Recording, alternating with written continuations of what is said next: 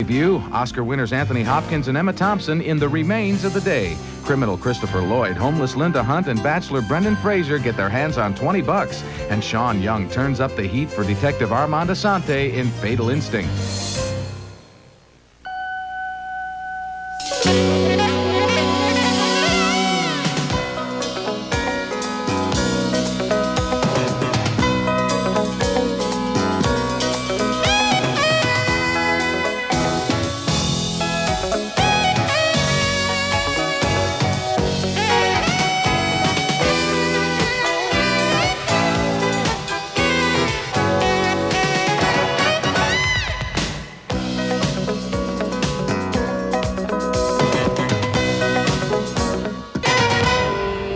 Got a light?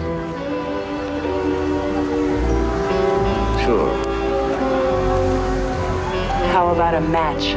Armand Assante and Sean Young make fun of the Lethal Woman thriller movies in Fatal Instinct, one of 4 new films we'll be reviewing this week on Siskel and Ebert, including the latest starring Sylvester Stallone and Anthony Hopkins, and also a strange comedy about a $20 bill. I'm Gene Siskel of the Chicago Tribune. And I'm Roger Ebert of the Chicago Sun-Times. Our first film is Fatal Instinct, a comic parody that wants to do for the erotic thriller genre what Naked Gun did for cop movies and Airplane did for disaster pictures. In other words, literally anything for a laugh.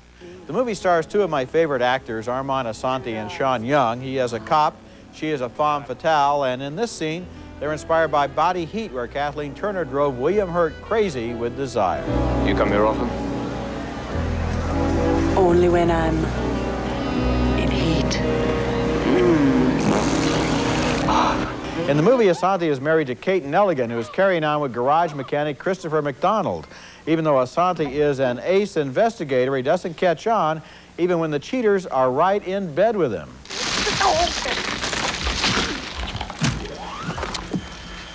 Happy birthday this morning.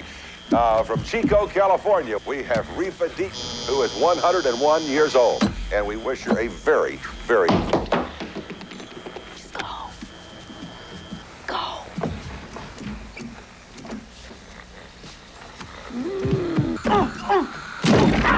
Sherilyn Fenn stars as a 3rd woman with a mysterious past. She has a flashback that seems inspired by Sleeping with the Enemy, the movie in which Julia Roberts was tyrannized by a perfectionist husband.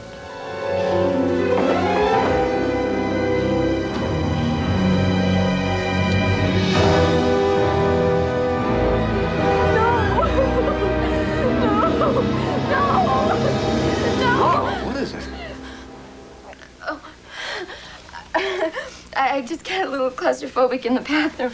Maybe you should try some prune juice. All a movie like Fatal Instinct really wants to do is make you laugh, and so the only way to review it is to say whether you laughed or not. Well, I did laugh, but I didn't laugh that much, and yet the movie was made by a talented team of actors and directed by comedy veteran Carl Reiner, who made all of me, so why wasn't it funnier? This may sound crazy, but I think maybe the actors were too good for this level of brainless comedy. Nobody has ever accused Leslie Nielsen or Priscilla Presley of being great actors, but in the Naked Gun movies, they were better at this kind of parody than Armand Assante and his co-stars, who maybe unwittingly create a level of credibility here that works against the deliberately idiotic material. I don't know. No, it's plausible what you're saying. I want to offer another reason, because I didn't laugh at all. I thought it was a pretty dumb picture. I don't know whether the source material is that funny the way they're doing it. For example, they throw in Sleeping with the Enemy, which isn't really about a killer woman. So they just throw it in because they're scrambling. And there's that scattershot quality. There's another thing that they do. They simply replicate scenes. Do the body heat scene, but do it with a little tractor, garden tractor, rather than him coming through the door with a chair. Yeah. So you're sitting there. Now, what is funny about that? You're saying, okay, I know that that's the scene from Body Heat. There's no spin put on things. You put your finger on it because in the movies by the Abraham and Zucker team, the gags are intrinsically funny. Right. They aren't simply replication. Reruns of the original movies. They are funny in and of themselves, spins off. even if you've never seen the original movie. That's And the Sleeping with the Enemy thing you're talking about, it wouldn't be funny that she doesn't have all the towels straight on the rack, unless you've seen the movie, you wouldn't understand it. Right. And if you have seen the movie, it's still And not just funny. because they play the brown-eyed girl song and all that and change some hats and they're funnier, I mean, it's just not funny. You got it. Okay. Our next movie and our next film is called Demolition Man with Sylvester Stallone and Wesley Snipes. It's been in release, as you probably know, for a few weeks, but we're just catching up with it because Warner Brothers didn't want to screen the picture for us before its opening, or for, I guess, a lot of the press. We recently returned from vacation, so now we're just getting to it, and although I can't exactly recommend Demolition Man, it does have a funny, offbeat script. The year is 2032, the place Los Angeles, after a big earthquake, and violence has been eradicated in a new totalitarian state. But the peace is broken by a criminal from the 90s on the loose. Wesley Snipes recently thawed out after having been on ice for 40 years in a cryogenic prison.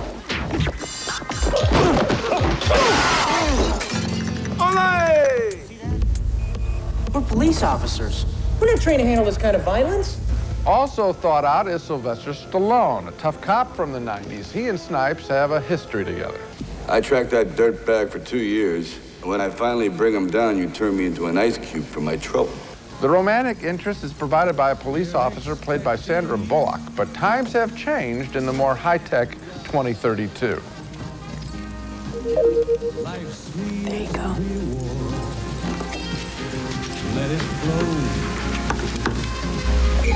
Now just relax.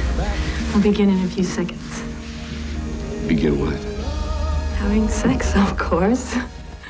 The violence in the film is routine, but the script by Daniel Waters and Robert Renaud and Peter Lenkov is sprinkled with some smart gags about the 90s made from the vantage point of the 21st century.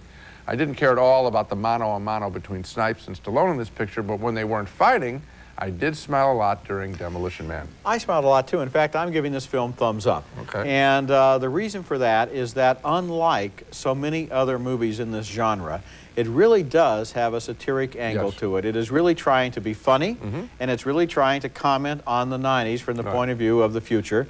And it does so successfully. In fact, that new world, the brave new world of post-apocalyptic California, is funny in its own right, with the way that people live, and they're always smiling at each other, and everybody's so happy. And it's what life would be like if smiley faces really took over society and everybody became a smiley face pod person. That part, well, you know, you said basically the same thing I'm saying, which is that part is very funny. Unfortunately, it does have the action material, and none of that Oh, well, the worked at action, all. oh, come on now, come on. Now, the action material is pretty high-tech. The special effects are pretty good. I didn't think that's where we differ. The fight out at the end, the whole business of the guy who gets frozen and then he's able to be shattered and stuff like that was okay for this kind of movie. That didn't work for me, but the smiles and the laughs are there. Okay, when we come back, Anthony Hopkins and Emma Thompson revisit old memories in The Remains of the Day. You know what I'm doing, Miss Kenton? I'm placing my thoughts elsewhere while you chatter away. Yes, I could bring in some more cuttings for you. Thank you, Miss Kenton. But I regard this room as my private place of work, and I prefer to keep distractions to a minimum. Would you call flowers a distraction then, Mr. Stevens? Emma Thompson plays a newly hired housekeeper in the country home of a British lord, and Anthony Hopkins is the head butler who wants her to keep her distance in that scene from The Remains of the Day. This is the sad, lonely, and very skillful new film by the Merchant Ivory team, the same people who made Howard's End and A Room with a View. The movie is based on the subtle Booker Award-winning novel by Kazuo Ishiguro, and like the book, it begins in 1958 as Stevens, the butler, starts on a journey to meet the former housekeeper after many years have gone by. On the road, his memories drift back to the great days of Darlington Hall before World War II, when all of the world seemed to come calling, and Stevens, the butler, was proud to serve them. Each one of you has his own particular duty, or her particular duty. Cap fits, polished brass, brilliant silver, mahogany shining like a mirror. That is the welcome we will show these foreign visitors. Let them know they are in England. Pillows, nice and straight. Order and tradition still prevail. James Fox, that most elegant and civilized of British actors, plays Lord Darlington, a man who wants his country to accommodate Nazi Germany. He's accused of being naive by a visiting American congressman, played by Christopher Reeve. Europe has become the arena of realpolitik, the politics of reality. If you like, real politics. And what you need is not gentlemen politicians, but real ones.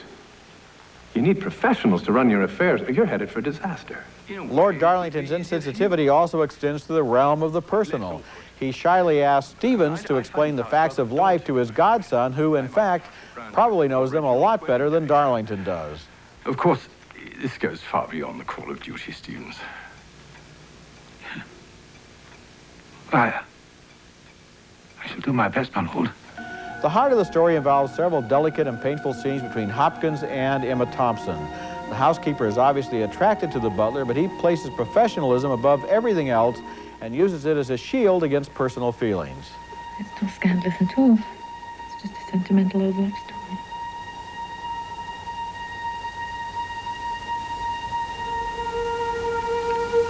Yes. I think The Remains of the Day is essentially a movie about emotional blindness. Lord Darlington is blind to the threat of Nazi Germany. His butler is blind to Darlington's faults and also blind to the fact that an attractive young woman is in love with him.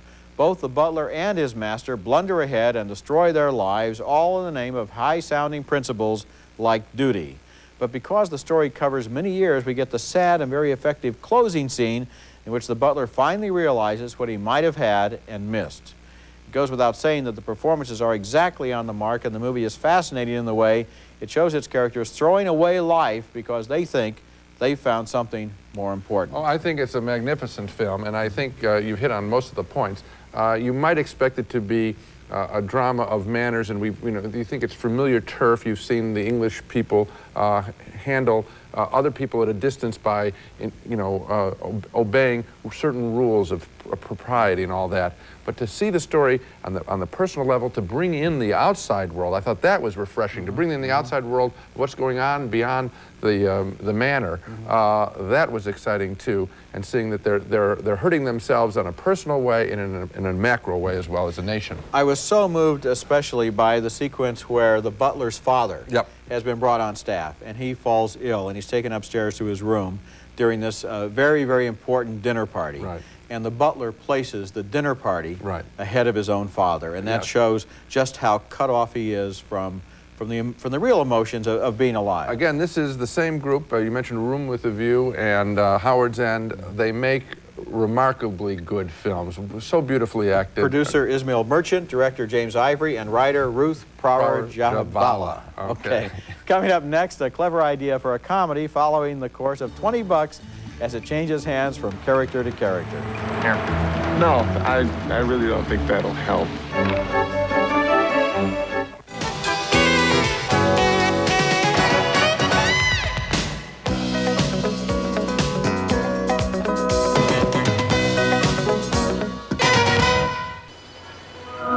Is for lottery. D is for dollars. Fresh out of an automatic teller machine, a $20 bill begins a life of its own, falling at first in the hands of street person Linda Hunt there, and then on to a variety of characters in 20 bucks. A cute idea for a film, one that's nearly 60 years old. An old 1930s screenplay has been dusted off and made into a fresh comedy where we follow the bouncing 20 as it passes from one character to another. For example, this young man, Brendan Fraser, who becomes unglued when his rich father-in-law-to-be gives him only 20 bucks as a wedding gift and challenges him to make it on his own. Life's dealt you such a cruel blow. Tell you one thing's for sure, I'm not going back to work for the guy on Monday. Oh, hey, there's an opening at the body shop. Yeah. I'll print a word for you. Hey, for richer or poorer, right? The double sawbuck eventually passes into the hands of a small-time grifter played by Steve Buscemi, who is approached by a professional stick-up man, Christopher Lloyd, to begin committing a series of quick and dirty armed robberies. And how are you doing? Not bad. It's been pretty slow. Sorry to hear that. Why don't you show my friend and me just how slow it's been? And there are just enough offbeat moments in 20 bucks to recommend it. This easily could have been a light-as-a-feather project, but documentary director Kevin Rosenfeld manages to keep a hard edge to some of the material, particularly the stuff with the robbers, and that adds a bit of unpredictability to a story that is very appealing. I have a feeling that executives at many studios are going to be combing their vaults for old scripts like this to make into new movies after seeing 20 bucks. You know, one of the things that I enjoyed was the fact that many of the characters were just right at the length of a short story. For example, Steve Buscemi and Christopher Lloyd. Now that relationship worked out real is well. really good, Yes, and they're very. both terrific as those characters. And it's not a whole movie, it's not a 2-hour story, it's about a 20-minute story, and at that length, I'm going to remember those two characters for a long time. And it catches you by surprise because the movie has been sort of cute up until that point, and then it gets a hard edge to it. Similarly, the Elizabeth Shue character, that relationship isn't a sweet little thing either. It's raw. I know, you would think, oh, 20 bucks flows from hand to hand. This is a featherweight comedy, and the fact is, it has more substance to it than a lot of movies I thought it was very good, too. When we come back, a special report on the restored versions of 2 legendary films. It was the end of the film. We were never allowed to finish it. Home video is that old films get a new lease on life, and there's money to be made in restoring classics. Right now, 2 restorations are playing around the country, and they both have a lot to say about the way Hollywood didn't always stand up for its best artists. This is a scene from Elia Kazan's 1951 film, A Streetcar Named Desire, which won 4 Oscars and was nominated for another 8. Notice the sensuous quality of Kim Hunter's movements down these stairs here as she approaches Marlon Brando, a husband she fears and yet is drawn to. Now we're looking at the restored version. In the original, Hollywood studio censors removed her close-ups and got her down those stairs a lot faster to remove the eroticism from the scene.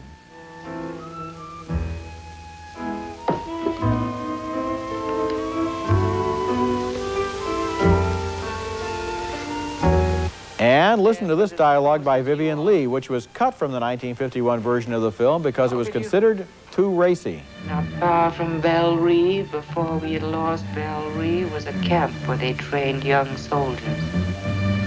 On Saturday nights, they would go in town to get drunk. And on the way back, they would stagger onto my lawn and call, Blanche, Blanche. Both Vivian Leigh and Kim Hunter won Academy Awards for A Streetcar Named Desire. Marlon Brando was nominated as Best Actor but did not win, despite the fact that his influential performance in this film single-handedly changed the entire direction of American movie acting. Yet only now, 42 years later, can we see in the film what made the Tennessee Williams stage play so controversial. In 1951, you had to guess at a lot of the things that are now made clear. And now let's look at another newly restored film. This is a scene from It's All True, a 4-part docudrama about Latin America, which Orson Welles began to shoot in 1942 as part of the war effort. Hailed for his first film, The Great Citizen Kane, Welles had just finished The Magnificent Ambersons when he went to Brazil to film this footage of 4 poor fishermen who made a 1,600-mile journey in a tiny raft in the open sea to ask for government help for their desperate village. This is very impressive footage, but the plug was pulled on the movie and Welles was stranded without cash. As a result of the It's All True fiasco, Orson Welles first began to develop a reputation for unreliability, which was to follow him all of his days and make it hard for this great film artist to make the films that he wanted to make. The South American footage was thought for many years to be completely lost, but then it was rediscovered in a Paramount vault and now has been put together into a documentary about the film that Welles himself was never able to finish. So, A Streetcar Named Desire and It's All True. 2 films saved by restoration from the depredations of Hollywood and now playing around the country. Well, they're both certainly worth seeing again. It was exciting to see them, and the only thing that I can think about is that we're talking about an age of 40 to 50 years ago when the great lights of the American theater community were working in the film world and were bringing an intelligence and a passion to film. And then now we jump ahead to the 1993, and you and I are reviewing Fatal Instinct. Yeah, well, there aren't any great lights of the theater community. It seems like the only way you can get a serious play on Broadway is to put a movie star in it, so it's working the other way around. Yeah, it's great stuff, and I wish young film students would particularly see the Welles material to learn how to shoot low angles, bury the camera in the sand for a lot of this stuff. More it's very visual excitement, yes. Yeah, absolutely true. Coming up next, our Laserdisc Pick of the Month, a classic movie that inspired the parodies in Fatal Instinct. Bill & Ebert Laserdisc Pick of the Month is brought to you by Pioneer Home Theater. You don't just watch it. Having just mentioned Fatal Instinct, our Laserdisc Pick of the Month looks back to the golden age of Hollywood. Long before there was a Basic Instinct or a Fatal Attraction or even a Body Heat, there was Double Indemnity, Billy Wilder's great 1944 film noir about a powerful woman with malice in her heart and money on the brain, twisting a man into a pretzel to feather her own nest. Barbara Stanwyck is the femme fatale who inveigles insurance agent Fred McMurray into murdering her husband for the insurance money. You mean you want him to have the policy without him knowing it? That means without the insurance company knowing that he doesn't know it. That's a setup, isn't it? Is there anything wrong with it? No, I think it's lovely. Then if some dark, wet night that crown block did fall on him. What crown block? Only sometimes it can't quite make it on its own. It has to have a little help. If younger filmgoers haven't seen Double Indemnity, they're in for a real treat, especially on Laserdisc, where its silky black and white images look particularly good. Double Indemnity, our Laserdisc pick of the month. Now let's recap the movies we reviewed on this show. 2 thumbs down for Fatal Instinct, the laughless parody of those crazed killer female pictures. A split vote on Demolition Man. The violence between Sylvester Stallone and Wesley Snipes was boring for me.